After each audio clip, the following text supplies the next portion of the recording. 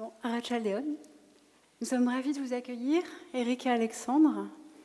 Comme je le disais hier et ce matin, vous comptez particulièrement dans l'histoire de l'être et le vivant, puisque depuis la toute première édition, tout de même, vous avez été intervenant, modérateur, même chef cuisinier et commis, Alexandre, au comptoir des amis, pour notre repas associatif. Vous avez en commun le fait d'être deux journalistes engagés, en prise directe avec notre monde contemporain, que vous cherchez inlassablement à éclairer, à saisir, sous un angle sociologique ou philosophique. Nous vous invitons aujourd'hui pour mettre en dialogue en fait vos deux dernières parutions littéraires, plus intimes, donc Devenir écrivain d'Alexandre et Des gens sensibles, le dernier roman d'Éric. Pour animer cette rencontre autour du récit de soi, j'ai à mes côtés Hugues Lebray, qui lui-même connaît bien la question, puisqu'il y a quelques mois, il nous a présenté son livre « Le chemin de soi », paru aux éditions Les Arènes, lors d'une conférence « L'être et le vivant » qui était galvanisante.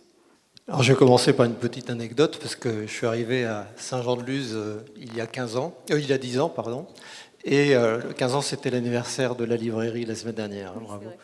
Et on m'a dit, il faut que tu ailles au 5e art, c'est une petite librairie paumée dans une petite rue absolument pas passante, mais la libraire est tellement pro, tellement bonne, que c'est là qu'il faut aller. Et j'ai pas été déçu parce que on a beaucoup de chance à Saint-Jean-de-Luz d'avoir une libraire comme Christelle, et je voulais lui dire ce soir, aussi passionnée, toujours disponible, ouverte, 7 jours sur 7, avec son équipe, toujours à l'affût de la pépite littéraire. Moi, elle m'a fait découvrir Stephenson, elle m'a fait découvrir Clara Arnaud, plus régionaliste.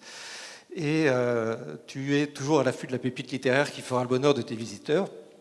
Tu lis beaucoup, tu transmets le bonheur des livres, comme si ton emploi du temps n'était pas rempli avec en plus tes 2 enfants. Il faut que tu fasses en plus un festival littéraire pour transmettre encore, faire découvrir, faire aimer des auteurs et des livres. Et du coup, je pense qu'avant de rentrer dans cette séance, on peut applaudir Christelle.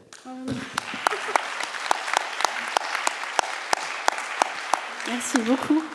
Mais je ne fais rien seule, vraiment. Je suis quand même très, très aidée. Donc, moi, je rends hommage à tous les membres de l'association et puis à mon équipe aussi, à la librairie qui me supporte et ma famille. Éric et merci beaucoup pour tes mots. Éric et Alexandre, vous avez tous les deux donc publié des livres extrêmement émouvants, autobiographiques. Donc, Première volonté sur ton père, Alexandre, et La naissance d'un père, sur la paternité, sur ta famille recomposée, et surtout Devenir écrivain, ton dernier roman sur l'adolescence, ce passage à l'âge adulte, et sur l'écriture de... Ah, je suis trop loin. Je me rapproche. Et donc, ton dernier roman sur ce passage à l'âge adulte, sur l'écriture de ton premier livre, alors que tu es si jeune. Éric, de ton côté, tu as écrit une série de livres qui se tiennent par la main, comme tu le dis si joliment, sur l'identité, la filiation, avec L'homme qui m'aimait tout bas, Question à mon père, Le marcheur de Fès, un besoin, après tant de silence, sans doute de réconciliation et de réunification, recomposer ta famille décomposée en aimant tes 2 pères parallèles, en retrouvant cette sœur enlevée dès la naissance à ta jeune mère, ce que tu racontes dans Mon enfant, ma sœur, ce très très beau texte. Et ton dernier livre, Des gens sensibles, aborde notamment l'écriture, celle du premier roman aussi. Donc au cœur de vos 2 derniers livres se révèlent des thématiques communes. C'est ça qui nous a sauté aux yeux avec Hugues. Et voilà, on a envie de parler de ces échos qui se tracent entre vos 2 ouvrages. Alors, Alexandre, comme Éric, vous êtes écrivain, journaliste et entrepreneur. Vous publiez à l'âge de 23 ans un premier roman autobiographique, même si vous aviez commencé à l'écrire 3 ans avant, et puis vous racontez ça dans Devenir écrivain, donc on y viendra tout à l'heure. Donc ça s'appelait Première volonté, c'était en 98. Vous dévorez les livres, une soif, une curiosité vous anime, vous êtes passionné de philosophie, vous étudiez aussi les mathématiques, l'économie, j'ai découvert ça, la communication et les relations humaines. Au début des années 2000, le journal L'Imbécile de Paris publie vos premiers textes.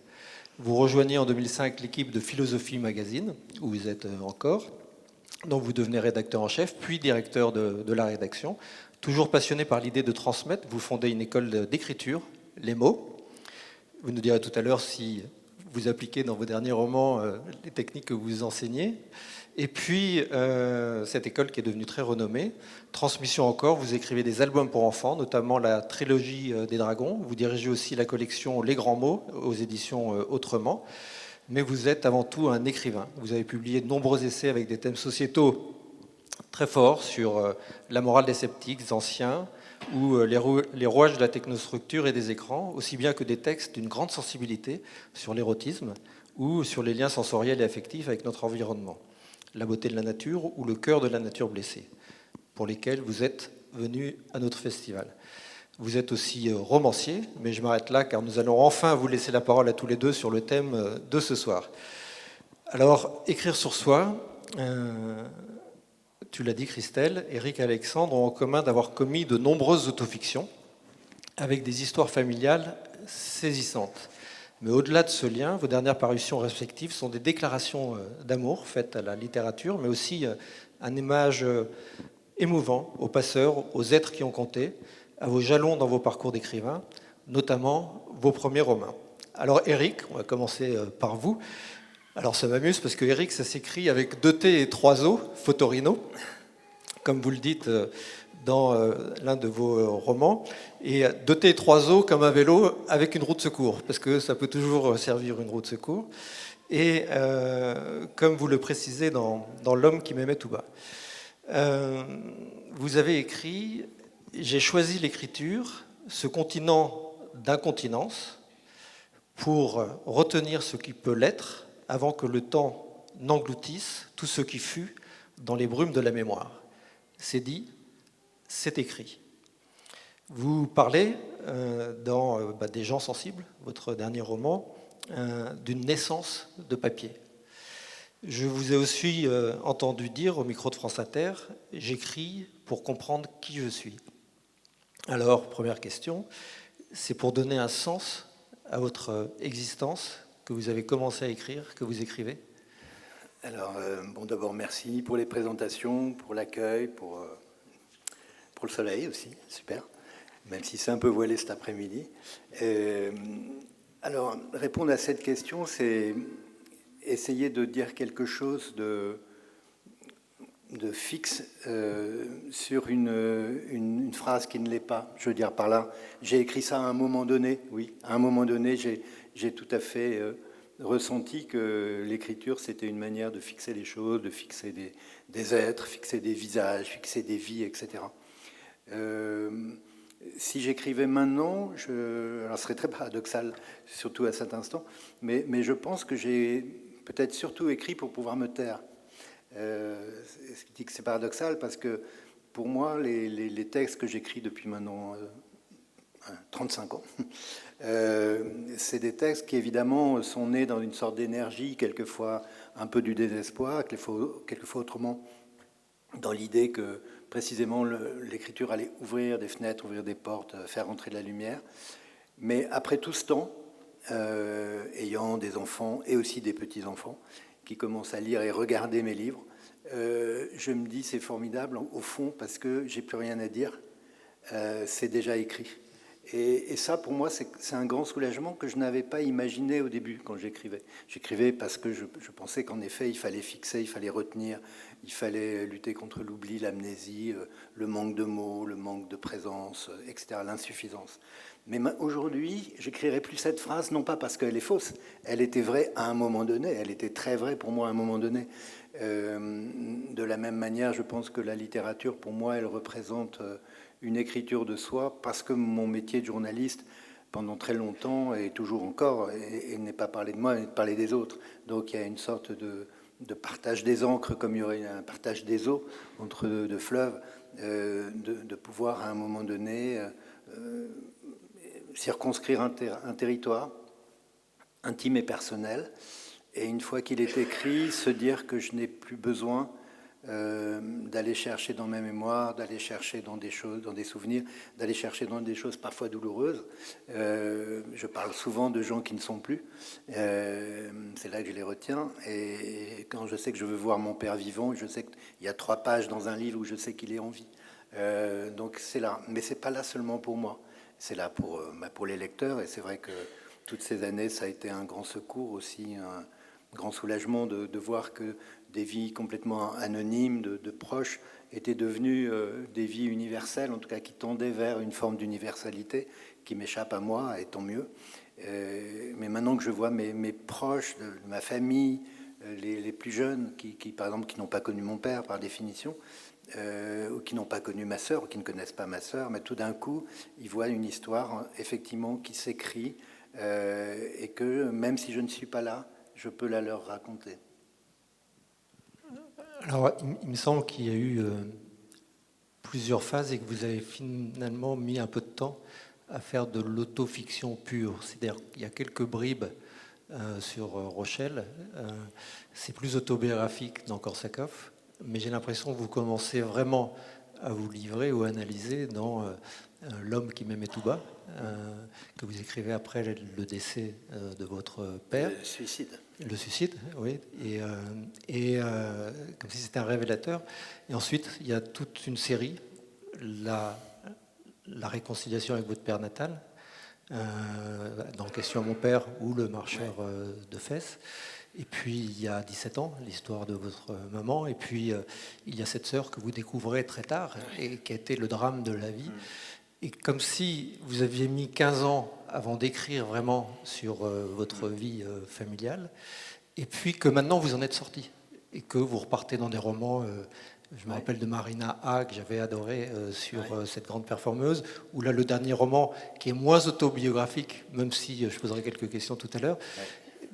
Il y a eu ces phases-là, et vous avez mis du temps avant de vous livrer? Alors,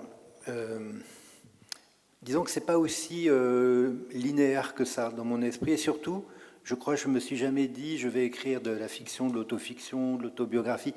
Je n'ai pas ces cases dans la tête. Après, évidemment, le regard des lecteurs, comme vous le dites, ben, ils peuvent se dire tiens, ça c'est plutôt de l'autofiction, c'est plutôt du roman.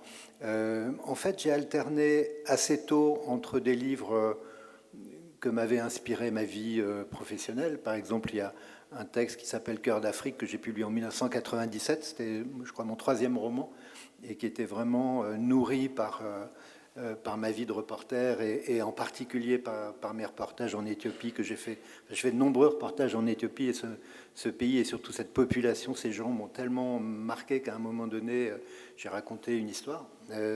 Et ça a été la même chose 2 ans après avec un livre qui s'appelle Nord-Est, qui se passe au nord-est du Brésil, avec un marchand d'enfants et qui était aussi une expérience personnelle, professionnelle. Après l'écriture de choses très intimes, et je pense que c'est elle qui a décidé que j'écrirais.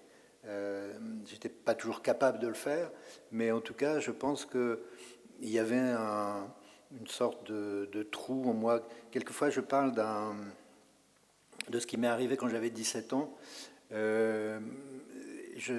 Moi, je lisais très peu. À cette époque-là, je faisais surtout du vélo, pour tout dire. Et donc, je lisais pas de livres. Il n'y avait pas beaucoup de livres, mais enfin, j'aurais pu en lire à la maison. Et ma mère, comme toutes les mères qui veulent que leur enfant se réveille un peu, me disait, mais lis. Bon. Et un jour, elle avait quelques livres dans ce qu'on appelait dans les années 70 un cosy. C'était un meuble qui avait autour d'un lit, et puis il y avait des sortes de petites étagères. Il y avait quelques livres là, et un jour, j'ai pris un recueil qu'elle avait de poésie d'Henri Michaud. Et c'était un recueil qui s'appelle Équador, et dans ce recueil, il y a un poème qui s'appelle « Je suis né troué ». Et ça commence par j'ai un petit trou dans la poitrine et il souffle un vent terrible. Et je ne sais pas pourquoi, je ne sais toujours pas vraiment pourquoi, mais j'ai lu ça et je me suis mis à pleurer. Et j'ai refermé comme si c'était dangereux, et je n'y ai plus pensé pendant très très longtemps. Mais j'avais ces mots, j'ai un petit trou dans la poitrine et il souffle un vent terrible. Et je sais qu'à un moment donné, j'avais peut-être 25-26 ans, j'étais rentré au journal Le Monde, au début, je m'occupais d'agriculture, d'où ceux qui ont pu lire Mohican sur les paysans. Mais surtout, j'étais un peu le journaliste à tout faire dès lors qu'il fallait faire des kilomètres. Et donc, ça, j'aimais beaucoup ça. Et on m'envoyait au Panama, on m'envoyait en Union soviétique, on m'envoyait en Afrique. Donc, je vivais cette vie de Tintin reporter. Et il y a eu un moment où j'ai senti que j'aurais beau remplir des colonnes et des colonnes du Monde, que le petit trou était là. Et que le petit trou, il s'était dangereusement agrandi et qui devenait un peu comme un gouffre. Et que ce gouffre, il n'était pas d'aller justement si loin, parce qu'on se retrouve toujours soi, quel que soit le kilomètre qu'on a mis dans son passeport. Et donc, c'est là que j'ai vraiment éprouvé douloureusement quelque chose qui était de l'ordre de l'intime, qui était de dire, Éric, oui, écris, tu es reporter, c'est très bien, tu fais ce que tu as voulu faire, mais il n'empêche que les mots qui comptent pour toi, tu ne les as pas écrits. Et là a commencé effectivement cette quête et cette enquête sur moi-même, mais pas tant sur moi, qui je suis, moi, ce que je savais en gros ce que j'étais, mais qui étaient les miens, qui était mon père, qu'est-ce que c'était qu'être juif, qu'est-ce que c'était qu'être abandonné, être adopté, d'avoir changé de nom. Toutes ces choses-là que j'avais vraiment repoussées très très loin m'a ressauté à la figure et il a bien fallu que je m'en occupe. Ça me permet de rebondir ce que tu dis par rapport à Alexandre. Je ne sais pas si tu avais un trou dans le cœur toi aussi, mais il y a ces très jolis mots dans ton livre. Une chose que mon père m'avait transmise, c'était l'envie d'être écrivain. Aussi loin que je m'en souvenais, dès l'âge de 6 ans, j'avais toujours désiré écrire. Une telle vocation ne pouvait pas avoir éclos toute seule dans un cerveau aussi jeune. Il fallait donc que ce cerveau porte en lui une empreinte ou réponde à une attente. Qu'est-ce que tu peux nous dire par rapport à ça, tes débuts dans l'écriture? Oui, donc dans ce roman Devenir écrivain, c'est vraiment le roman d'apprentissage. Je raconte toutes les étapes par lesquelles je suis passé de mes premiers brouillons à 17 ans jusqu'à la publication de mon premier livre quand j'avais 22 ans. Et à travers ce roman d'apprentissage, j'essaye de réfléchir à ce que c'est que l'acte d'écrire. Au-delà de mon cas personnel, ça m'intéressait d'écrire un livre sur l'écriture. La forme romanesque, ça s'y prête assez bien. Alors, il se trouve que quand j'ai 17 ans, j'écris tous les jours, mais en fait, cette écriture quasi quotidienne m'accompagne depuis que je suis beaucoup plus jeune. Je fais partie des gens qui ont eu une vocation. Ça arrive à des danseurs, à des peintres, en fait, à beaucoup de gens qui pratiquent un art, à des musiciens. Et souvent, il y a un âge, des vocations. C'est vers 6-7 ans que ça commence. C'est même étudié en psychologie expérimentale, cette affaire-là. Et donc, à l'âge de 6 ans, j'ai pris une décision comme ça, solennelle. C'est-à-dire que j'étais au CP, j'ai dit à mes amis, je vais être écrivain. Donc on est parti aux prises uniques. Il n'y a plus de prises uniques. On est parti ensemble aux prises uniques. J'ai acheté des feuilles, des stylos. Et là, j'ai mis tous les matins le réveil plus tôt pour avoir une demi-heure d'écriture avant d'aller à l'école. Et j'ai continué à vivre comme ça jusqu'à aujourd'hui. J'en ai 50. Et donc, du coup, quand on a une vocation comme ça qui s'empare de vous, c'est à la fois une chance. Ça, en quelque sorte, ça répond presque d'avance à la question qu'est-ce que je vais faire de ma vie, quoi. Donc, c'est quand même, ça vous délivre d'un poids énorme, d'une angoisse énorme. Mais c'est aussi pas un fardeau, mais ça veut dire que vous devez vous pliez à votre vocation, c'est-à-dire vous devez être à la hauteur, donc il y a une discipline, quoi. C'est-à-dire vous mettez le réveil plus tôt, vous êtes plus fatigué que les autres. Bon, mais du coup, la question est d'où ça vient, d'où ça sort, ça. Pourquoi je voulais être écrivain? Je vivais seul avec ma mère, elle travaillait de nuit. Alors je sais pas si j'avais un petit trou dans le cœur, mais mon père était pas là, il était très très malade, il était en dépression très grave. Et il vivait à la campagne et ma mère travaillant de nuit. Le soir, j'étais seul quand j'étais au CP. Enfin, j'étais seul. En fait, j'étais en autonomie. Et donc, l'écriture est arrivée à ce moment-là. Et c'est beaucoup plus tard, mais bien des années plus tard, que j'ai compris qu'il y avait quelque chose qui était, alors c'est très à la mode aujourd'hui, mais transgénérationnel. Il y avait de la transmission transgénérationnelle et que quelque chose se jouait autour de l'écriture et de la lecture dans ma famille depuis longtemps à mon insu. Par exemple, j'ai appris, mais beaucoup plus tard, qu'au XIXe siècle, dans le village du Poitou dont on est originaire, c'est chez mes arrière-grands-parents qu'on se réunissait pour écouter la lecture du journal. C'était les seuls qui savaient lire, vers 1860. Et que j'ai découvert que ma grand-mère avait énormément écrit des mémoires et des romans, mais qu'elle a laissé dans des alors qu'elle avait son certificat d'études, elle gardait les animaux à partir de l'âge de 12 ans.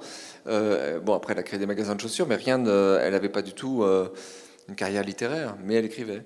Et mon père, pareil, il avait le désir il était complètement abîmé par la dépression, mais il avait ce désir de devenir écrivain. Et donc, je me suis aperçu que j'avais été agi, en quelque sorte, par des forces bien supérieures aux miennes. C'est pour ça qu'un enfant de 6 ans, tout d'un coup, se réveille et dit « Moi, je veux être écrivain », alors qu'il y a quelques livres à la maison, mais enfin, j'évoluais pas du tout dans un milieu, on va dire, de gens obsédés par les lettres, loin de là.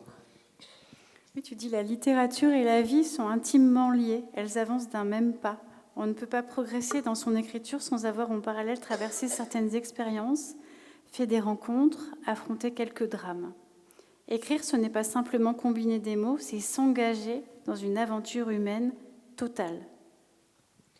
Oui, alors ça c'est le projet même du roman, c'est-à-dire que on en reparlera peut-être, mais c'est vrai que j'ai créé une école d'écriture, les mots, et quand je me suis dit, tiens, je vais écrire un livre sur l'écriture, la question qui pouvait se poser, c'est celle du manuel. C'est-à-dire, est-ce que je pourrais pas écrire un livre un peu technique sur la manière dont on raconte une histoire? Ça existe aux États-Unis et en Angleterre. Il y a des collections entières.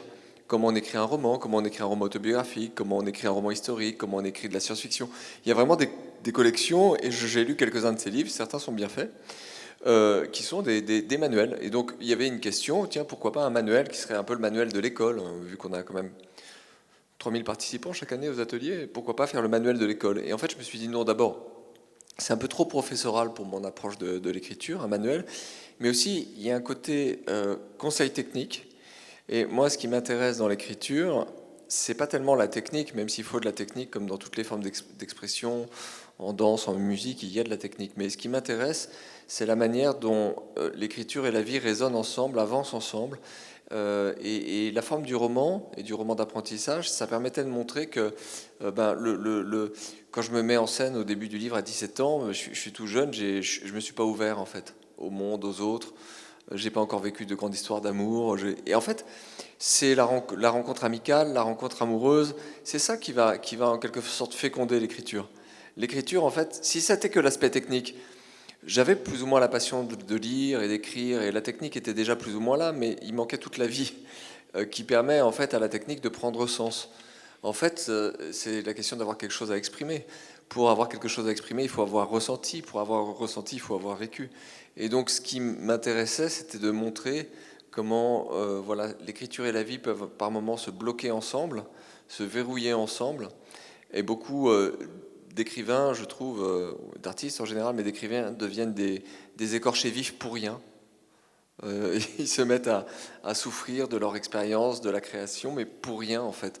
On leur a pas demandé de souffrir, et c'est juste de la souffrance en trop, et même de la souffrance un peu obscène quand on regarde ce qui se passe dans le monde. Mais et au contraire, on peut avoir des moments d'ouverture où on sent que les choses dans l'écriture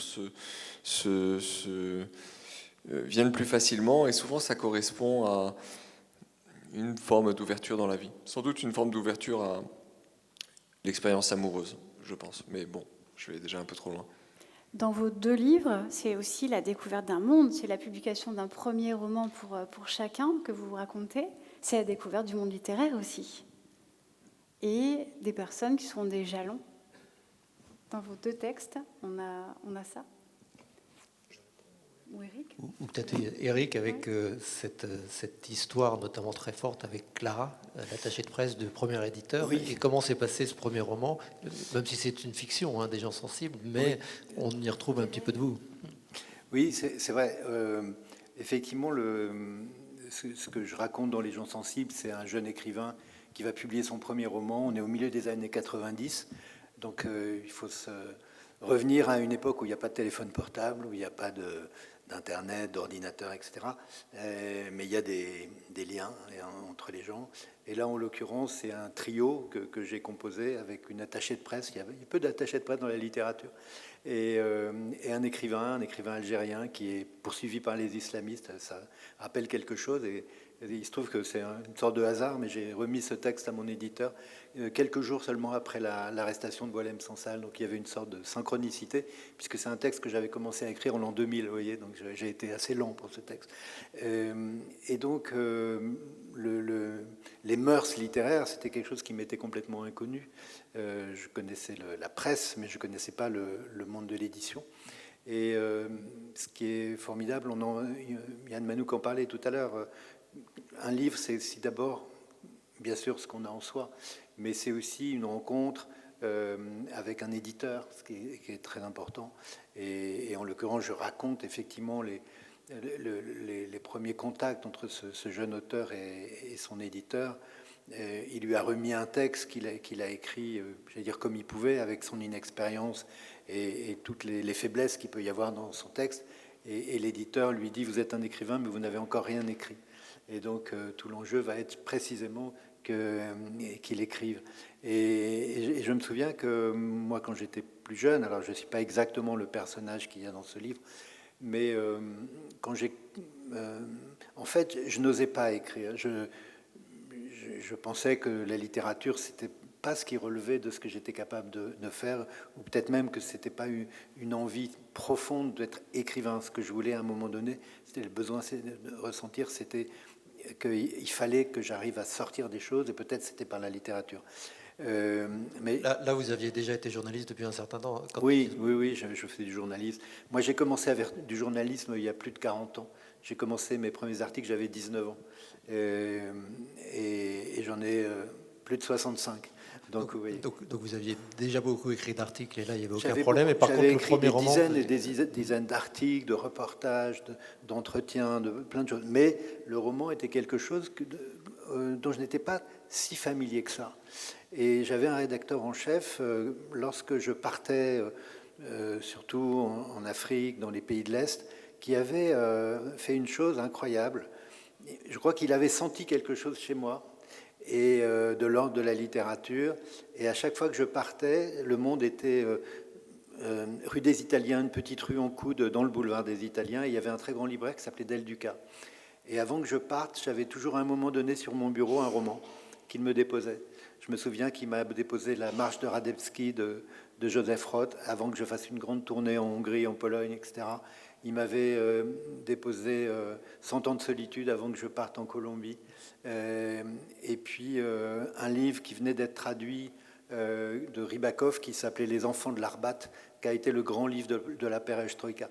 Et finalement, je me suis rendu compte d'une chose, c'est que plus le temps passait, moins j'allais à la documentation du monde pour aller voir ce qui avait été écrit sur un pays quand je partais, mais je lisais de plus en plus de romans. Bon, ça c'est pour le contexte, je dirais. Mais ensuite, c'est un écrivain, moi, qui m'a mis vraiment, on dit un peu vulgairement, le pied à l'étrier, mais c'est vrai que j'avais écrit sur les matières premières, ce qui paraît très éloigné. Je parlais du café, du cacao, du clou de girofle, vous imaginez, du nickel. Mais c'était passionnant parce qu'il y avait beaucoup d'histoires à raconter. Moi, j'aime bien raconter des histoires. Et donc, j'ai écrit mon premier livre, qui s'appelait Le Festin de la Terre, sur ces questions-là. Et c'est un livre qui, paradoxalement, a reçu un prix du meilleur livre d'économie pour ses qualités littéraires, ce qui était déjà une sorte de contradiction. Et je l'ai envoyé à cet écrivain que je connaissais comme Éric Arnoux, mais qui était en fait Éric Orsena, qui était un passionné du caoutchouc, des matières premières aussi. Et c'est lui qui un jour m'a dit, vous savez, je crois que vous êtes un écrivain... Orsena, qui est un pseudo, qu'il a dû aller chercher dans les rivages de Sirte, j'imagine. J'appartiens à la plus vieille ville d'Orsena, voilà, de Julien Gracq. Et donc, bon, il m'a dit ça, mais je l'ai entendu, bien sûr. Et puis, mais en même temps, je n'étais pas du tout dans cette assurance de moi-même pour écrire un roman. Et il m'est arrivé une mésaventure au Panama, où j'ai été bloqué quelque temps. On ne voulait pas le laisser sortir de mon hôtel parce que mon visa avait expiré. On m'avait pris pour un Américain. Enfin, je vous passe tous les détails de ça. Mais je me suis retrouvé pendant 10 jours face à l'océan Pacifique, à ne rien pouvoir faire d'autre que d'être dans ma chambre. Et donc, j'ai écrit le début de mon premier roman qui s'est appelé Rochelle. Et quand je suis rentré en France, je lui ai envoyé une vingtaine de pages. Et il m'a rappelé quelques jours après, et il m'a dit je veux lire l'écrivain, pas le journaliste. Bon, et donc j'ai compris que ce que je lui avais donné, c'était pour lui, c'était pas ce qu'il attendait. Et donc ça m'a interrogé. Je me suis dit mais peut-être qu'au fond il s'est trompé, que je suis pas un écrivain du tout, mais qu'il a cru parce qu'il y avait des pages intéressantes sur les matières premières. Bon. Mais j'ai quand même recommencé. J'ai laissé passer un peu de temps parce que j'étais un peu déçu et puis, un peu déstabilisé par sa réponse. Et je lui ai renvoyé encore quelques pages, quelques semaines plus tard, et il a dit 2 mots. Il a dit « c'est commencé ». Et ça a pris 3 ans. Et donc, si vous voulez, dans Les gens sensibles, je me suis remis dans l'état d'esprit d'un jeune homme, non pas qui est en train mais qui a fini et qui va être publié et qui entre et qui a une idée de la littérature tellement grande avec tous ceux qui ont écrit des grands livres, tous ceux qui peut admirer, etc., qu'évidemment il faut avoir une volonté très forte, et j'allais dire même un ego très fort pour se dire que moi je vais ajouter quelque chose, je vais avoir une voix qu'on ne connaît pas et qui peut porter. Et je crois qu'après, il faut arrêter de se poser ces questions. En tout cas, je ne me laissais plus jamais poser. J'ai écrit. Et un peu, vous savez, quand Simenon dit si vous voulez écrire qu'il pleut, vous écrivez il pleut. Ben voilà, quand vous voulez écrire, il faut écrire. Et en effet, je rejoins. Pas se poser la question de la légitimité, en fait. Oui, mais ce que dit Alexandre sur les manuels, des choses comme ça, c'est sûr que ça peut rendre beaucoup de services, comme les ateliers d'écriture que tu fais de cette école. Mais je crois qu'après, d'abord, ce qui compte quand même, c'est l'instinct qu'on peut avoir. On parle beaucoup d'animaux depuis hier, mais moi j'ai toujours dit que j'écrivais comme un animal. Alors évidemment, les animaux n'écrivent pas à ma connaissance. Mais ce que je veux dire par là, c'est que pour moi, il n'y a pas grand-chose de rationnel dans ce que j'écris. En revanche, quand je corrige, quand je relis, évidemment, le cerveau se remet en route. Mais pour moi, l'écriture, c'est vraiment un acte très instinctif, très animal, d'une certaine manière. Tu es d'accord avec ça, Alexandre ? Alors, en fait, je ne sais pas si je parlerai d'instinct, mais la question, c'est que on vit dans une civilisation où tout le monde écrit beaucoup, pas seulement les écrivains. C'est-à-dire, si vous portez un regard extérieur, on écrit des mails, des SMS, des textos, des PowerPoint, des rapports, des discours. C'est incroyable le nombre de traces écrites que tout le monde met en circulation, si vous y réfléchissez, même par rapport à un homme du XVIIe siècle. C'est complètement fou, en fait. On est tous engagés dans une sorte de production de textes énormes, et puis de lecture aussi des textes des autres, sous toutes les formes.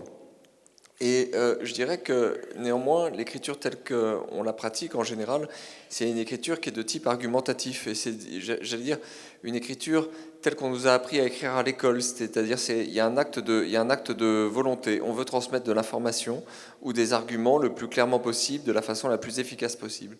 Et puis si tout à coup vous allez vers votre table de travail ou vers votre ordinateur avec l'idée d'écrire, on peut appeler ça l'écriture créative, de la littérature, c'est peut-être un grand mot, mais c'est-à-dire si on change de registre, c'est-à-dire on n'est pas dans cette écriture de l'information ou de l'argumentation, mais par exemple de la narration et de l'évocation, je dirais que là, il faut se mettre dans un état semi-hypnotique qui correspond un peu à un état de rêve éveillé. C'est-à-dire que, en fait, tant que vous voulez piloter par votre intelligence ce que vous écrivez, ça va être mauvais. Ça ne va rien évoquer, ça ne va rien raconter. Et en fait, il s'agit bien plus, me semble-t-il, de se laisser guider par une sorte de vision. Le meilleur conseil qu'on puisse donner quand on commence à écrire une scène, c'est simplement de visualiser la scène. De la visualiser, de la voir, mais vraiment comme si vous y étiez, et de ne pas essayer de la construire, c'est-à-dire de se dire que la vision est plus intelligente que vous. En fait, c'est exactement comme le rêve, au sens où la nuit, vous faites, pour ceux qui se souviennent de leurs rêves, vous faites des rêves avec des scénarios extraordinaires, une multiplicité de personnages, des intrigues, des enjeux. Mais si je vous demande à 15h de l'après-midi de vous mettre à votre table de travail et d'inventer un rêve, ce sera complètement nul. Où vous arriverez à rien. Vous ne pourrez pas le faire par un acte de volonté, le rêve. Par contre, votre cerveau peut le faire presque à votre insu quand vous dormez. Dans l'écriture, il y a quelque chose du même ordre. Dans l'écriture littéraire, il y a quelque chose qui est de l'ordre de la déprise. Moi, j'appellerais pas ça l'instinct, mais j'ai l'impression que c'est un état semi-onirique. Alors, il y a deux thèmes dans Devenir écrivain qui sont intéressants. Il y a d'abord, vous citez Deleuze, et notamment... alors, j'ai plus en mémoire, mais quand on parle de son nombril, c'est pas du tout intéressant. Il faut faire beaucoup plus des livres plutôt académiques. Et vous dites plus loin, Deleuze se prenait pour le suprême arbitre du bon goût, mais son avis n'avait plus la moindre importance. Ce qui comptait, c'était de dépouiller le langage de ses oripeaux et de toucher à la nudité du vécu dans toute sa violence et sa splendeur. Je n'étais plus intimidé. Cela m'apparaissait désormais comme une évidence. L'enjeu de l'écriture n'est pas l'universel, mais le singulier. Donc ça, c'est le premier thème. Puis le deuxième thème, c'est que vous considérez qu'il faut lire beaucoup pour être un écrivain et qu'on s'inspire des mots des autres et qu'on a besoin d'avoir finalement une bonne culture littéraire pour être un bon écrivain. Et du coup, le singulier par rapport à l'universel et la manière de s'imbiber des autres pour être un bon écrivain. Alors le premier point, c'est central, c'est vraiment un point qui occupe, je dirais, toute la troisième partie du roman. Quand j'avais remis mon premier manuscrit chez Grasset, qui avait accepté le livre, c'était donc un texte autobiographique sur la mort de mon père.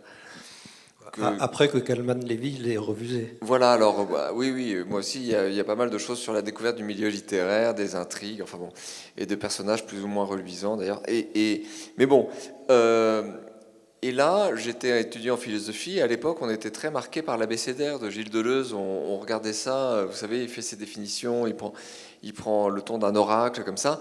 Et puis, il y a un passage dans l'abécédaire où il dit ce sont vraiment les connards. Il parle comme ça. Hein, ce sont vraiment les connards. C'est vraiment l'abomination de la connerie qui laisse penser qu'il suffit d'avoir une petite histoire à soi pour écrire un roman. Du genre, votre grand-mère est morte et ça fait un roman. C'est vraiment les connards qui pensent comme ça. Alors moi, je venais de faire un roman sur la mort de mon père. Évidemment, je l'ai mal pris. Je me suis dit, je me fais traiter de connard. Bon, mais en plus par Gilles Deleuze. Donc c'est quand même par quelqu'un qui est un puits de lumière et de lumière philosophique. Donc qu'est-ce qui se passe ? Et donc il y a toute une discussion autour de cette ambition-là, et c'est vrai que je culpabilisais un petit peu. Je me suis dit mais finalement c'est nombriliste. Je me suis peut-être trompé. Il faut peut-être pas raconter sa petite histoire à soi. Et ce que je raconte dans la troisième partie, c'est qu'à ce moment-là, je suis parti. C'était juste la fin de la guerre à Sarajevo. Il n'y avait pas vraiment les hôtels n'avaient pas rouvert. Enfin il n'y avait pas d'infrastructure hôtelière. Je suis parti en ex-Yougoslavie, mais aussi en Bosnie. Voilà, à me faire accueillir par des ONG pour voir ce qui s'était passé, en espérant ramener d'un pays où il y avait eu la guerre un sujet de roman qui ne serait pas nombriliste. Mais en fait, ça ne marche pas comme ça, c'est Tintin, quoi. Enfin, c'est-à-dire, c'est Tintin reporter, on peut ramener un reportage à la rigueur, mais on ne ramène pas un livre. C'est-à-dire que, en fait, il me semble qu'il y a quelque chose d'égarant dans ce que dit Deleuze, ou plutôt que c'est un reproche de philosophe adressé à la littérature. Deleuze, en philosophe, il pense que ce qui compte, c'est l'universel du concept, c'est l'universalité du concept. Et que si vous parlez de vous, ou si vous parlez de la situation dans laquelle vous êtes, c'est nul et non avenu. Mais en fait, la littérature, c'est pas du tout dans l'universalité du concept qu'elle se place. La littérature n'explore que notre petite affaire privée. Nos vies sont des petites affaires privées. Si vous lisez Proust, Marcel, il nous raconte une petite affaire privée. Il commence la recherche du temps perdu parce qu'il est triste, sa maman lui a pas fait un bisou le soir avant de dormir. C'est une petite affaire privée. En fait, la littérature est l'exploration d'une petite affaire privée, où c'est précisément l'exploration de ce qu'il y a de plus singulier dans nos vies.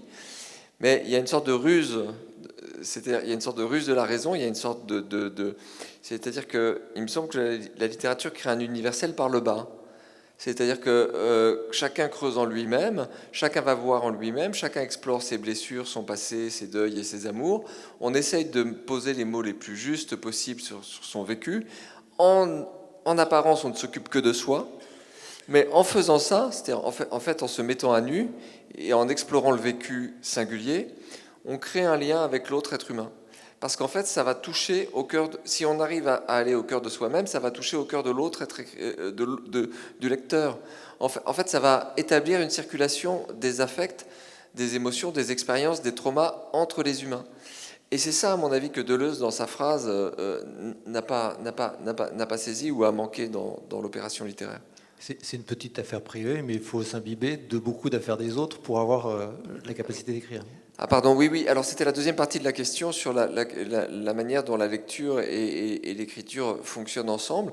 C'est vrai que parfois, peut-être un reproche ou un conseil qu'on peut donner aux gens qui participent aux ateliers d'écriture, c'est que ils ne se rendent pas compte qu'il faut lire. C'est pas tout de s'exprimer. Il faut aussi lire pour progresser. Il faut connaître ce qui s'est fait dans son art. Mais pourquoi il faut lire ? Il faut lire parce que en fait, moi je le vois comme ça. Quand on écrit, si on passe 2-3 heures à écrire, on dépense des mots. En fait, on brûle des mots. C'est comme du carburant, des expressions, des tournures, des trouvailles. Mais en fait, si vous remplissez jamais le réservoir, vous allez vous retrouver très vite complètement à sec. En fait, on pourrait dire que quand vous écrivez, il faut lire pour remplir le réservoir. En quelque sorte, c'est une manière non scolaire, non professorale de lire. Vous lisez parce que votre création doit se nourrir, mais elle va se nourrir de la création des autres, en fait. Et c'est le seul moyen. Donc, en fait, il y a toute une manière, quand on est en train d'écrire un livre, de choisir les lectures qui vont accompagner ce livre. Parfois, il est intéressant de lire les gens qui ont écrit sur des sujets proches, parfois de prendre légèrement le contre-pied, mais c'est quand même très, très, très fructueux d'avoir un auteur référent ou quelqu'un qui vous accompagne quand vous écrivez, qui va en quelque sorte vous aider à vous modeler vous-même pendant votre acte d'écriture. Voilà. Ce que je voulais te demander, Eric, c'est comment on trouve la juste distance justement entre l'intime, la pudeur, la confession et la création littéraire, justement. C'est en écrivant parce que on peut pas tellement avoir une idée préméditée de ça. Je dirais que chaque écrivain la trouve à sa manière. Moi, j'ai trouvé à ma manière, c'est-à-dire qu'en fait, au départ, je pense que j'ai voulu élucider, on pourrait dire, le mystère des origines, c'est-à-dire comprendre qui était mon père que je ne connaissais pas, dont on m'avait dit qu'il n'existait pas, savoir qui était cette femme qui était ma mère, mais on était si proches que j'ai été élevé presque dans l'idée qu'elle était plus ma sœur que ma mère. Et puis après, plus tard, quand elle m'a dit, elle avait presque 80 ans, qu'elle avait eu une petite fille qu'on lui avait prise, qu'elle avait dû l'abandonner instantanément, il a fallu que, là encore, c'était un défi pour l'imagination, d'ailleurs, d'imaginer une petite fille née 60 ans plus tôt, parce que qu'est-ce que vous représentez? Un nouveau-né, une petite fille, une jeune fille, une femme de mon âge, etc. Bon. Donc à chaque fois, il y avait ces défis que je me donnais à moi-même, d'identifier ceux qui étaient les miens et qui ils étaient exactement et quel était mon rapport avec eux. Alors, il y a plusieurs choses peut-être que je peux dire. La première, c'est que c'est pour ça d'ailleurs aussi qu'il y a un plongeur dans la petite bande de Gallimard, c'est qu'on plonge dans le vide. On plonge, alors c'est bleu, mais ça peut ne pas être bleu aussi. Il y a aussi une petite scène dans le livre avec un plongeon dans une piscine. Oui, on se jette, quoi. On se jette à l'eau. Donc il n'y a pas de théorie, il n'y a pas d'idée, je vais faire plus, je vais faire moins. J'ai écrit. Voilà, ça c'est vraiment la première chose. Après, alors moi je lisais peu. C'est vrai que j'avais lu très peu de littérature quand j'ai commencé à écrire, mais j'avais lu un auteur qui m'avait particulièrement remué, c'était Patrick Modiano. Et pas tellement pour les histoires qu'il racontait ou son style, parce que moi je suis très, sensible à un style. Mais le style de Modiano, c'est de ne pas en avoir vraiment. C'est une écriture très compliquée parce qu'elle coule comme l'eau coule d'un robinet et c'est assez incroyable. Vous vous retrouvez à la page 50, vous en êtes même pas rendu compte. Donc c'est une force incroyable de faire ça. Mais moi, toujours, quand j'avais 17 ans, notre prof de français, c'était étonnant, parce qu'on lisait surtout les classiques du programme, nous avait demandé de lire La rue des boutiques obscures. Et je suis allé, je me souviens, acheter ce livre à La Rochelle, où j'habitais, et j'ai lu ce texte, et ça m'a donné un coup de poing, parce que j'ai trouvé ça incroyable. J'ai trouvé que je me disais, ah bon, mais on a le droit de faire ça. C'est-à-dire, on a le droit d'interroger une photo en voyant des gens en noir et blanc, une figure en disant ça, c'est peut-être mon père, je ne suis pas sûr qu'il me veuille du bien, ça, je ne sais pas, ma mère avec... Donc c'était incroyable, comme c'était décapant de lire ça pour moi. Et je pense que plus tard, bon, après, Modiano, c'est devenu quasiment chez moi une sorte de, d'obsession, au sens où dès qu'un livre de Modiano sortait, je l'achetais dans la journée et je le lisais dans la journée, quel que soit ce que j'avais à faire dans la journée. Et c'est encore le cas. Mais après, on s'est rencontrés, on a parlé, et un jour je lui ai remercié, je lui ai dit, vous savez, c'est grâce à vous que j'écris, parce que vous m'avez donné l'autorisation. Donc, et pourquoi je réponds comme ça? Parce que vous dites, tu dis quelle est la réponse, la distance. Modiano, il prend aucune distance.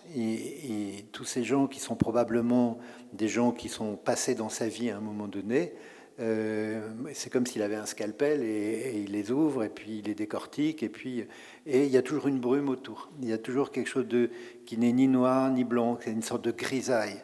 Et ça me parlait beaucoup, les gens gris qui sont là mais qui ne sont pas là, qui disent des choses mais c'est comme s'ils n'avaient rien dit. Donc ça m'a beaucoup occupé, cette espèce de flou. Vous vous souvenez peut-être ce film de Woody Allen où il y avait un personnage, il avait beau régler la focale, il est toujours flou. Mais moi, je me sentais flou comme ça. Et donc, il fallait que je me fasse un peu les dents sur des personnages qui étaient des absents, pour pouvoir, moi, apparaître un peu comme le révélateur le permet d'une photo argentique, de préciser les contours de ma propre identité. Voilà. Et donc, je n'ai pas pris de précautions particulières sur la proximité. Je sais que ma mère, j'ai eu cette discussion avec elle cet été qui était assez curieuse, parce que dans mon premier roman, je m'invente une sœur. Et ma mère qui a lu ce livre, cet été, je lui ai dit, mais au fait, il y avait bien une sœur dans mon premier roman, et tu n'as pas réagi. Et alors que ça aurait peut-être pu la faire réagir. Et elle a eu cette phrase incroyable, elle m'a dit, mais ce premier livre, je l'ai lu de loin. Elle ne pouvait pas le lire de près, parce que le lire de près, c'était trop douloureux probablement pour elle. Et donc c'est vrai que la proximité qu'on va chercher, pour moi, la limite, j'allais dire, c'est l'impudeur ou le déballage ou le côté presque racolage. C'est pas la littérature de mon point de vue. Mais moi, ce que j'ai essayé de faire, c'est, comment dire, quand on ne vous dit pas les mots qu'il aurait fallu qu'on vous dise à un moment donné, c'est comme l'enfant sauvage, il ne parlera jamais de sa vie parce qu'on ne lui a pas appris à parler au moment où il devrait apprendre à parler. Moi, de ce point de vue-là, je me sentais complètement infirme. Complètement bancal. Et donc, puisqu'on ne m'a pas dit les 10 mots qu'il aurait fallu me dire autour de mon acte de naissance, de père inconnu, eh bien, j'ai l'impression votre mère ne vous le révèle pas, vous l'apprenez très tard, quand vous avez 12 ans, qui était votre père. Oui, je l'ai appris bien plus tard. Eh bien, j'ai eu le sentiment, premièrement, qu'il fallait jamais faire confiance aux adultes. Deuxièmement, que j'étais condamné d'une certaine manière, peut-être, à écrire des dizaines, des centaines de milliers de mots pour combler ce mensonge initial, ce mensonge originel.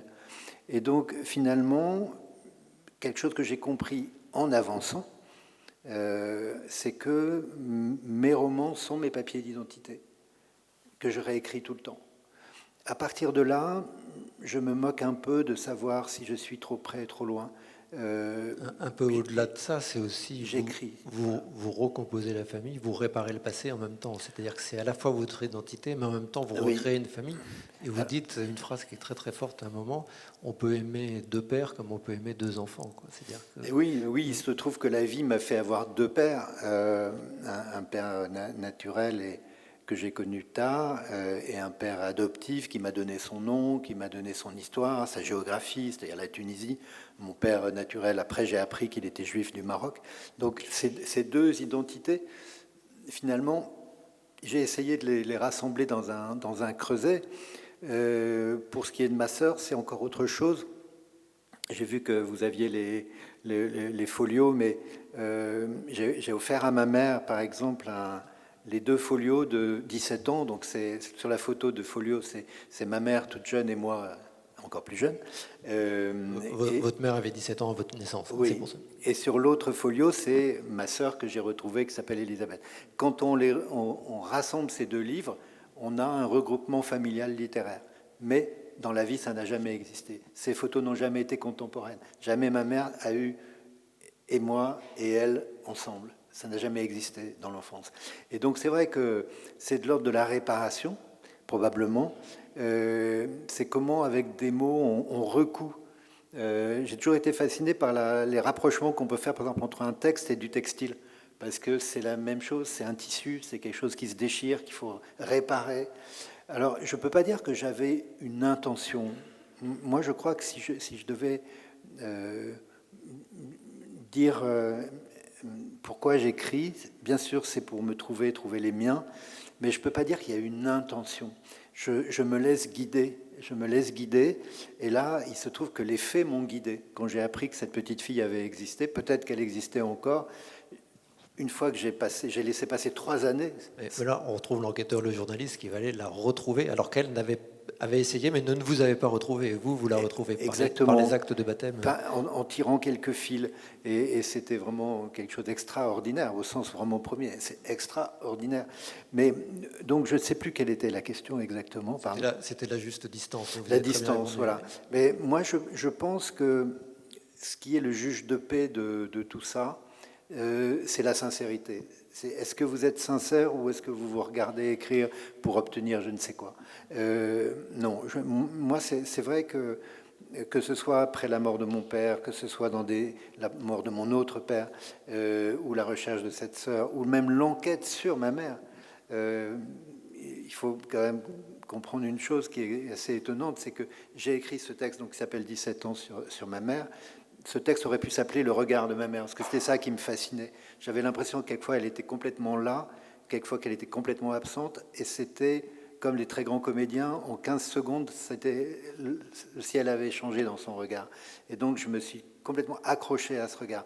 Mais à ce moment-là, je ne savais pas qu'elle avait dû abandonner un enfant. Et c'est seulement quand j'ai eu fini ce texte qu'elle me l'a dit, et donc j'ai dû tout recommencer. Parce qu'autrement, le texte ne jouait pas juste, il manquait quelque chose que je ne savais pas. Oui, j'allais dire, c'est sa mère qui lui fait abandonner parce qu'à l'époque, on signait des actes d'abandon Oui, et qu'elle oui, elle avait 20 ans et la majorité, c'était à 21 ans. Donc elle n'a pas eu le C'était choix. un abandon forcé dans une institution religieuse à Bordeaux. Alors, si on revient à vos deux livres qui sont la genèse de vos premiers romans et les deux histoires, il y a les relations avec les milieux de l'édition. Et notamment Alexandre. Finalement, ce qui est très étonnant, c'est que vous commencez par une phrase très très forte que vous pouvez dire, ou que je peux dire, de ce premier roman. Donc, je l'ai trouvé au bout d'une corde, point, j'avais 11 ans. Et d'ailleurs, vous direz plus loin que vous n'en voulez pas avec votre père, compte tenu de ce que vous avez dit tout à l'heure. Mais pour revenir au roman et au métier de l'édition, ce début, vous avez écrit, je crois, 80 pages, un premier jet, quand vous êtes étudiant à Sciences Po. Et c'est un éditeur de Calman Levy qui vous prend en main et qui vous dit que ça commence très fort, mais que c'est pas bon. Et du coup, qui vous fait retravailler. Et ça dure 2 ans, ce retravail avec l'éditeur, ces allers-retours, etc. Donc, est-ce que vous pouvez nous raconter cette phase? Et finalement, en comité de rédaction, il refuse. Et là, vous faites ce que fait tout le monde, c'est-à-dire d'aller imprimer vos pages et d'aller les poster chez les éditeurs. Et du coup, ce que j'aimerais, c'est que vous nous racontiez la genèse du premier roman, tel que vous la décrivez dans Devenir écrivain, et cette relation avec l'éditeur et le rôle de l'éditeur par rapport à l'auteur. Oui, alors le devenir écrivain, donc c'est dans son moment d'apprentissage, je pars d'une situation où rien ne va, c'est-à-dire je n'ai pas, par mon milieu familial, de connexion avec l'univers de l'édition.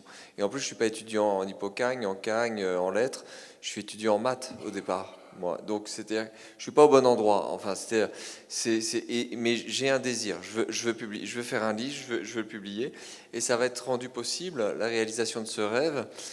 Je pense que la conclusion qu'on en tire quand on lit le roman, c'est que c'est possible d'accéder à l'édition quand on n'y connaît personne, mais c'est difficile.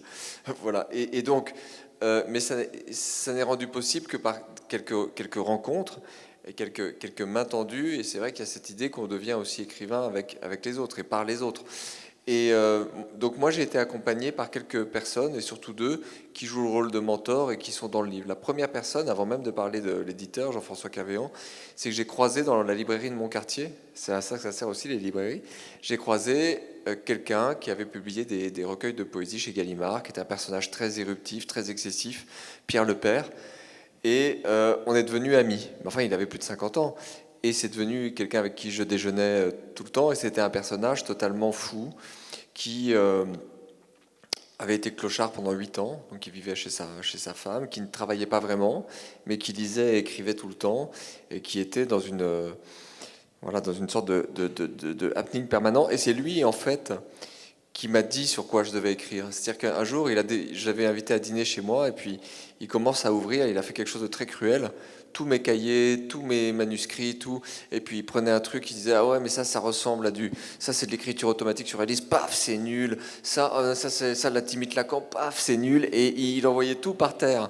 Parce qu'il était de toute façon on pouvait pas le retenir. Hein. C'est quelqu'un qui, quand je dis un happening permanent, c'est un happening permanent. C'était un ouragan. Et puis il mettait tout en vrac. Il trouvait que tous les manuscrits qu'il ouvrait étaient mauvais. Et puis à un moment donné, il ouvre un texte, comme ça, un cahier, qui s'appelait Note sur la mort de mon père. Et il tombe sur la phrase, je l'ai trouvé au bout d'une corde, il me dit, bah voilà, c'est ça que tu dois écrire. C'est ça ton livre. Il faut que tu continues comme ça. Et donc c'est lui qui m'a qui m'a dit, en fait c'était un peu peut-être évident pour un regard extérieur, mais pour moi c'était pas évident, je devais écrire là-dessus. Donc c'est lui qui m'a déjà... Alors je m'y suis mis, et puis quelques temps plus tard, il y a quelques mois plus tard, j'ai un ami qui participait, enfin dans son école, il était dans une école de commerce, bon, et dans son école, il avait organisé un prix littéraire dans une association d'étudiants, et l'un des membres du jury, Jean-François Cavéan, venait d'avoir le prix du premier roman.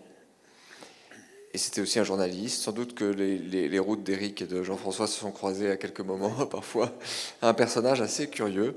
Et qui a dit comme ça aux jeunes qui étaient là, bah, écoutez, voilà, Kalman Levy me demande de découvrir des nouveaux talents. Donc si vous avez des gens qui écrivent autour de vous, qui m'envoient le manuscrit.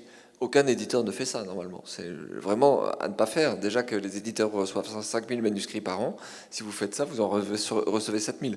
Mais bon, le mot m'est revenu et j'avais 60 pages sur la mort de mon père que j'ai envoyé. Et Jean-François Cavéan s'est enthousiasmé et me signe un premier contrat chez Kalman Levy. Et il fallait juste que ces 60 pages en deviennent 250. Et c'est là que ça n'a pas marché, en fait, entre nous. C'est que ce que j'ai fait, c'est que j'ai décidé, j'avais 10 jours avant la rentrée scolaire, j'avais signé mon contrat, et je me suis dit, ok, ben, je vais travailler la nuit, je vais travailler 12 heures par nuit, j'avais calculé 15 pages par jour, alors je ne sais plus combien de jours, j'avais fait tous mes calculs. Je vais faire 15 pages toutes les nuits était étudiant en maths, hein, en 12 heures, et puis j'avais calculé, puis à la fin, j'ai mon manuscrit, donc j'ai fait comme ça, et je lui ai remis un texte. Et là, il me convoque chez Kalman Levy, il tirait une tête pas possible. Là, j'avais compris que bon, j'allais pas passer un super bon moment. Et il me dit que c'est vraiment nul, quoi, que c'est nul et non avenu. Et donc, et que tout ce qui fonctionnait dans mes 60 pages avait été éventé, qu'il n'y avait pas d'émotion. Et c'est ce que je vous disais tout à l'heure sur le fait qu'on ne peut pas écrire par un acte de volonté ou par un pilotage rationnel. Mais moi j'avais fait mes devoirs en fait, c'est-à-dire j'avais un contrat, j'avais signé un contrat, on me disait qu'il fallait 250 pages, ben, j'avais pondu 250 pages. Et donc c'était à peu près en bon français, mais il se passait rien dans ce texte, ça allait pas du tout. Et alors il me dit, ben, c'est tout ce qui fonctionnait, ça fonctionne plus, il n'y a pas d'émotion, il y a pas de, il y a pas... Et puis il me met le truc, il me fait un long laïus, il me met tout par terre, il me met tout en vrac. Et puis je lui dis, mais alors il y a un conseil pour écrire? Il me fait, bah non, là c'est tellement nul que il n'y a pas de conseil, quoi. J'imagine ça aux ateliers Les Mots. Oui, oui.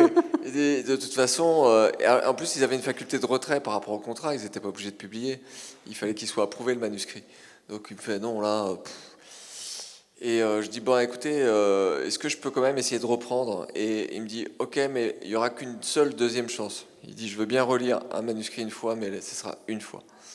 Parce que là, on était... Et donc, j'ai pris mon temps. J'ai pris 1 an pour écrire à mon rythme, mais selon des modalités complètement différentes, en explorant justement cet état de rêverie, cet état d'ouverture, cet état où on découvre les phrases plutôt qu'on ne fait des phrases. Et là, ça lui a beaucoup plu, la deuxième version, mais ça n'a pas satisfait le comité de lecture, et le bouquin a été pris très vite ensuite chez Grasset. Voilà. Mais c'est pour dire que ces rencontres, elles sont difficiles, elles sont douloureuses, et qu'on se prend des vestes quand même. Enfin, je veux dire, si vous voulez écrire, vous allez vous prendre des vestes. À un moment donné, c'est dur, et les premiers retours de lecteurs ou d'éditeurs peuvent être très très loin de vous passer du baume. Ça peut être d'une grande violence. Alors, dernier thème, parce que le temps passe et on va passer aux questions de la salle, mais il y a quelque chose de frappant dans notre roman Éric, c'est que finalement, le sésame pour le succès du livre, c'est Clara. Clara, l'attachée de presse. Et du coup, une fois que le livre est édité, que tout est publié, votre éditeur vous présente Clara et vous dit, elle aime le livre, c'est un succès, elle n'aime pas, c'est foutu, c'est mort. Oui. Alors, est-ce que vous pouvez nous parler de cette Clara, que vous avez effectivement vraiment connue, mais qui est un personnage principal du roman avec Saïd, et de cette rencontre avec cet attaché de presse et entre l'auteur et les médias? Oui, j'avais envie de faire ce portrait, puisque ce texte n'est pas un roman autobiographique, c'est un roman très personnel, très intime, qui fait revivre 2 personnages qui ont été des météores dans ma vie, C'était pas pour mon premier roman d'ailleurs, c'était pour mon deuxième, mais peu importe, ça n'a pas beaucoup d'importance. Donc dans les années 90, donc il y a plus de 30 ans. Et en gros, je les ai connus pendant 6 mois, 9 mois avant qu'ils meurent, l'un et l'autre. Elle s'est suicidée au champagne et lui s'est suicidé au whisky. Donc, comme je disais tout à l'heure, il était poursuivi par des islamistes, il vivait vraiment dans la peur et la tension. Et elle était une femme très seule qui ne vivait que par la littérature ou pour la littérature. Et c'est vrai qu'ils m'ont beaucoup apporté, mais ils ont laissé une trace comme ça et que je voulais à un moment donné conserver. C'est l'écho à votre première question sur est-ce que écrire pour garder, pour retenir avant l'oubli, quoi. Et donc c'est vrai que cette attachée de presse, elle était assez particulière. Je veux dire par là que elle était presque comme une éditrice, c'est-à-dire qu'elle avait des réflexes d'éditrice, c'est-à-dire qu'elle regardait les textes, elle les lisait très très scrupuleusement. Quand on allait chez elle, elle était dans un appartement très classique parisien.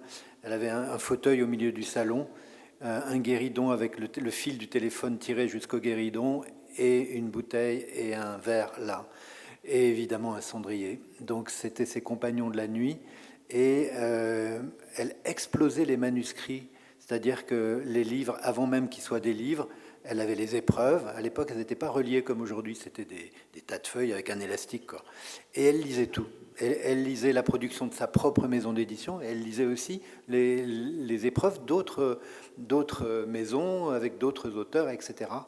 Et elle avait un œil invraisemblable, une manière de lire très aiguë, très aiguisée. Et j'ai appris beaucoup plus tard qu'en fait, elle ne lisait pas les livres, parce qu'elle avait eu un accident très grave quand elle avait 20 ans. Elle avait été soignée à la morphine pendant une année avec des plaques dans la colonne vertébrale et des vis, etc. Un truc incroyable, qui fait qu'elle ne pouvait plus se concentrer. Et donc, ce que j'ai compris bien plus tard, c'est que les livres, elle les humait, elle les respirait, elle attrapait des phrases. Enfin, il y avait un côté presque carnassier. Et je ne parle pas pour moi, mais elle ne se trompait pas. Et de la même manière que quand elle mangeait, elle avait perdu le goût, mais elle pouvait vous dire si un plat était bon. Donc c'était assez curieux, cette sensation de cette femme passionnée et qui n'avait de cesse, quand elle aimait un texte, de le faire découvrir par la critique, parce que le milieu littéraire, c'est la critique. Et j'ai un exemple qui je ne sais plus s'il est dans le roman, mais en tout cas que j'ai vécu avec elle. C'est que un jour, elle m'a téléphoné pour aller... Vous savez, le milieu littéraire, il y a des cocktails, il y a tout un tas de choses. C'est très codé, en fait, entre les critiques littéraires, les auteurs, les éditeurs, les attachés de presse, etc. Tout ce petit monde qui gravite. Et un jour, elle me dit, viens ce soir, il y a quelque chose dans le 16e arrondissement, au Saint-James, il faut absolument que tu sois là, je vais te présenter à des gens et tout. Bon, moi, j'étais pas très chaud de faire ça, mais elle était... elle n'avait pas d'emprise sur moi, mais je sentais qu'elle était très importante et qu'il fallait que je lui obéisse quand elle me demandait des choses pareilles. Donc j'y suis allé. Et là, je me souviens, il y avait un petit groupe, un petit attroupement, et il y avait un homme d'une très haute stature, les cheveux tout blancs, et ce monsieur s'appelait André Brincourt, et il avait un feuilleton dans le Figaro littéraire très important. Il était membre du prix Renaudot. Et il est déjà assez âgé, et je l'ai vu devant moi. Elle l'a tiré de la discussion où il était. Alors moi je dis, elle est incroyable, quel culot de faire ça. Et il l'a remercié de l'avoir tiré d'une discussion avec des raseurs. Je lui dis, bon, alors elle a eu raison de le faire. Et elle lui dit, André, il faut absolument que vous lisiez le livre d'Éric, il va paraître bientôt. Est-ce que vous avez déjà reçu les épreuves? Non, je vous les renvoie. Enfin bon. Et moi je savais plus où me mettre. J'avais envie de disparaître sous la terre, parce que je lui avais dit... Son surnom, c'est celle qui obtient. Celle on comprend pourquoi. Il y a quelqu'un qui l'appelait Neila. Neila, c'est un prénom libanais qui veut dire la femme qui obtient. Et elle obtenait. Et donc, elle lui fait porter les épreuves. Et puis voilà, il y a la rentrée littéraire du mois de septembre. Le Figaro ne parle pas de mon livre. Et puis, la dernière chronique du mois, ou la première du mois d'octobre, elle m'appelle à 6h30 ou 7h du matin. C'était sa spécialité, elle ne dormait pas. Et donc elle me dit, est-ce que tu as vu le Figaro? Je dis, mais tu sais, il est quand même 6h30 ou 7h du matin. Non, je n'ai pas vu le Figaro. Elle me dit, va acheter le Figaro. Et il y avait la chronique d'André Brincourt est très bel article. Et la première phrase, c'est il s'excusait, il disait je m'excuse auprès de l'auteur de l'avoir lu si tard, mais, continuait-il, la vraie littérature a le temps pour elle. Donc ça, j'avais trouvé ça incroyable. Dès la première phrase, il y avait quelque chose de posé comme ça, et c'était un très beau texte. Et donc, le rôle de Clara, c'était de me faire connaître, personne ne me connaissait, et de me faire lire. Et ça, bon, elle est décédée quelques mois après, donc ça a été, voilà, elle est passée par là. Mais je me souviens que moi, elle était sûre et moi, j'étais pas sûr. Moi, je lui disais, mais tu sais, peut-être que je pourrais pas même en écrire un autre. Je suis pas sûr de pouvoir en écrire un autre. Je lui dis, je sais pas si je suis un écrivain. Je suis un journaliste, oui, mais je sais pas si je suis un écrivain. Et je me souviens un jour, ça l'avait mise en pétard. Et elle avait un sac à main qui était une sorte de grand cabas où il y avait plein de trucs là-dedans, y compris un petit Moser pour battre le champagne, enlever les bulles dans les coupes. Et elle se trimballait avec plein de manuscrits dans son sac. Et elle avait mon livre. Et donc elle ressortait mon livre et puis elle feuilletait, elle avait entouré des phrases. Elle me dit, bon, c'est bien toi qui as écrit ça. Je dis, oui, ben, alors tu es un écrivain. Et donc c'était fou parce qu'elle me donnait l'assurance que je n'avais pas.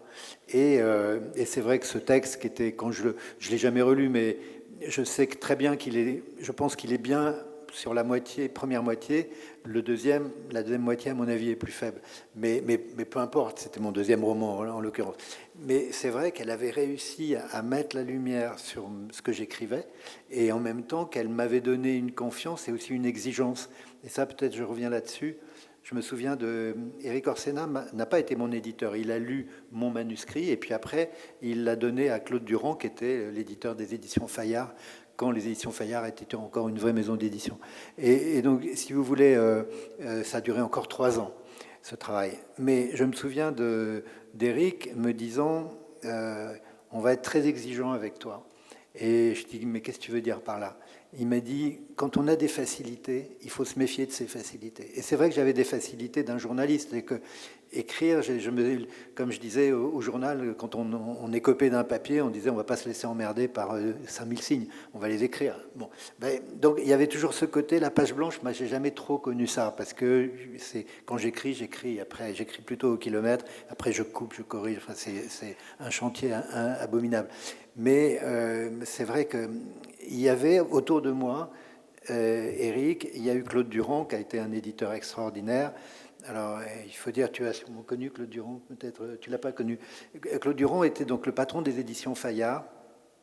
Il était l'éditeur mondial de Solzhenitsyn. Il avait traduit avec sa femme Carmen 100 ans de solitude. Il avait lui-même eu le prix Médicis pour un roman illisible qui s'appelait La nuit zoologique. Mais enfin, bon, ça m'impressionnait beaucoup. Et quand allait dans son bureau, on aurait dit un empereur en campagne, avec tous les livres derrière qu'il avait publiés, tous ses auteurs. Il y avait tout, il y avait des taulards, il y avait des poètes, il y avait des prix Nobel, etc. Et il avait une main lourde comme ça quand il mettait la main sur votre manuscrit. Vous aviez l'impression que le manuscrit n'allait pas pouvoir s'en sortir. Et il tirait les pages comme vous tirez les oreilles. C'était un instituteur. Alors, il avait été instituteur et c'était vraiment un instituteur supérieur. Quand il vous rendait la copie, il avait semé de plein de ponctuations, de plein de toutes petites choses qui faisaient qu'à un moment donné, l'écriture surgissait de la gangue, quoi. Il y avait quelque chose de très fort chez lui. Et je me souviens d'un moment, il m'a dit, mais comment vous l'écrivez, ce roman? Alors je lui ai expliqué que quelquefois, j'étais beaucoup en voyage, donc j'étais plutôt quelqu'un avec des valises à cette époque de ma vie, donc de lieu en lieu, j'avais toujours des moments, alors c'était aussi la nuit souvent, ou en tout cas tard le soir, que j'écrivais. Parce qu'il m'avait dit, chaque chapitre individuellement c'est bien, mais il me dit le tout, l'électricité ne passe pas, c'est trop décousu. Donc il m'avait aidé à recoudre, là encore, à réparer. Et je me souviens un jour, il m'a dit, mais ça doit être dans le livre, il faut que vous fassiez comme dans la haute couture, on arrache une manche ici, on remet une pièce et tout. Donc je m'étais efforcé de faire ça. Ça avait pris du temps parce que j'étais assez laborieux pour faire ça et puis le temps quelquefois me manquait pour me concentrer. Et un jour, je lui ai donné ce texte et il a eu cette phrase extraordinaire. Il m'a dit, bon, maintenant si on le touche, on l'abîme. Donc on ne l'a plus touché, on l'a publié. Donc moi je me dis la chance que j'ai eue d'avoir à la fois un écrivain que je ne connaissais pas, moi je ne savais pas qui était Orsena, et qui m'a vraiment guidé, qui m'a dit, mais tu as des choses à écrire, m'a-t-il dit d'abord, et ensuite, on va être exigeant, donc on ne va pas te laisser faire comme ça. Et puis cet éditeur, Claude Durand, qui était très économe de mots, un rendez-vous avec lui, s'il durait plus de 10 minutes, c'est qu'il avait été bavard. Donc, mais il allait à l'essentiel. Et puis je dois dire quand même, parce qu'il faut être très concret, j'ai publié ce premier roman, et il m'a dit, mais moi j'attends le prochain. Et je lui ai dit, mais je ne sais pas si je suis capable d'un prochain. Et il m'a dit, qu'est-ce qu'il faudrait pour vous? Je lui ai dit, du temps, parce que le monde, on se lève à 5 heures du matin, je suis toujours parti, etc. Il m'a dit, vous avez besoin de combien pour vivre? Et donc j'avais fait mes calculs, du coup, mais spontanément, enfin je ne m'attendais pas à ça. J'avais une femme, 2 enfants, très jeunes, et je lui ai dit la somme, à l'époque ça devait être 8 000 francs par mois. Et il m'a donné 8 000 francs par mois pendant 2 ans pour que j'écrive mes autres romans. C'est incroyable. Et donc ce que je veux dire, c'est je ne pouvais pas décevoir, il y avait un engagement de sa part. Et ça, pour moi, ça ne m'a pas du tout inhibé. Je me suis dit, bon, j'ai cette chance de pouvoir. J'ai quitté le monde pendant 2 ans pour écrire d'abord le roman d'après, le deuxième, qui est en fait le premier dans ce texte, et où je suis tombé sur cette Clara incroyable. Mais tout ça pour dire que les chemins, ils sont jamais balisés. Il y a des rencontres, il y a de la chance. Quelquefois, vous avez moins de chance. J'ai quitté mon éditeur plus tard, qui était Stock, Jean-Marc Roberts, qui était un formidable éditeur, qui est mort maintenant. Pour moi, la littérature, c'est un peu un cimetière. Il y a beaucoup de gens qui m'ont beaucoup aidé, qui m'ont beaucoup accompagné, et qui ne sont plus là aujourd'hui. Mais Jean-Marc, on a fait plusieurs romans ensemble, jusqu'à un roman où il voulait que je l'écrive autrement. Il voulait que je l'écrive à la 3e personne du singulier et pas avec le jeu. Il voulait que je change la fin. Alors moi, ça n'allait pas du tout. Je tenais beaucoup à la fin. Et je suis parti. Et j'ai envoyé mon texte, comme tu l'as fait. Je l'ai envoyé au Seuil, à Grasset et à Gallimard, parce que c'était en gros ce qu'on faisait dans cette époque. Gallimard-Seuil. Et je disais un petit mot en disant...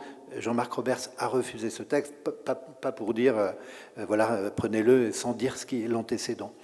Et il y a eu un truc assez formidable, c'est que alors Grasset et Le Seuil ont été d'accord tout de suite, ils ont des comités de lecture, ça a été très rapide, et Gallimard, la réponse ne venait pas. Et il y a eu un comité de lecture chez Gallimard, et je me souviens, mais ça tardait, donc il fallait que je décide ce que ça allait être, mon éditeur après. Et je reçois un coup de fil d'Antoine Gallimard, que je n'avais jamais rencontré. Et il me dit, écoutez, voilà, votre livre est passé au comité de lecture vendredi. Une partie a dit était dithyrambique, a trouvé que c'était un roman très fort, mais une autre partie, tout aussi véhémente dans l'autre sens, a dit que c'était un scandale, c'était un texte malsain, qu'il fallait absolument pas publier ce texte. Donc je l'ai lu pendant le week-end. Et il me dit, je serais très heureux si vous acceptiez d'être publié dans La Blanche. Donc ça a été pour moi une sorte... surtout que j'avais attendu, puis j'espérais aussi quand même que Gallimard pourrait prendre un texte comme celui-là, qui était effectivement très, très dérangeant, il s'appelle Caresse de rouge. Et donc, il s'est engagé. Et vous voyez, j'étais avec lui cette semaine à Brive, on a fait un entretien ensemble autour de Bolem-Sansal. 22 ans après ce moment, il est toujours mon éditeur. Il veut toujours que je lui donne mon livre dès qu'il est terminé, même si c'est pas lui qui l'édite techniquement. Donc c'est une fidélité dans maison d'édition. Il y a édition, mais il y a maison. Où est-ce que vous trouvez dans une maison suffisamment pour écrire? Donc tout ça pour dire qu'effectivement, ces mœurs littéraires, chacun fait ses expériences. Mais moi, je dois dire que je considère que j'ai beaucoup de chance d'avoir toujours eu des interlocuteurs qui ont compris ce que je voulais faire, qui m'ont aidé à le faire, qui ont accepté de courir des risques avec moi. Par exemple, Mon enfant, ma sœur, c'est un long poème. C'est un truc que normalement, ça ne se vend pas. Ils l'ont pris comme il était parce que je leur ai dit je n'ai pas pu l'écrire autrement. Et si vous me demandez de l'écrire autrement, il n'y aura pas de livre parce que je ne sais pas l'écrire autrement. Eh bien, ils l'ont publié tel que je leur ai donné. Donc, est en cause, enfin, se met en jeu la confiance qu'on peut avoir mutuellement. Eh bien, je crois que c'est le mot de la fin. Je voulais absolument vous remercier pour votre générosité, votre sensibilité, votre humilité et votre fidélité, oui. Merci à vous.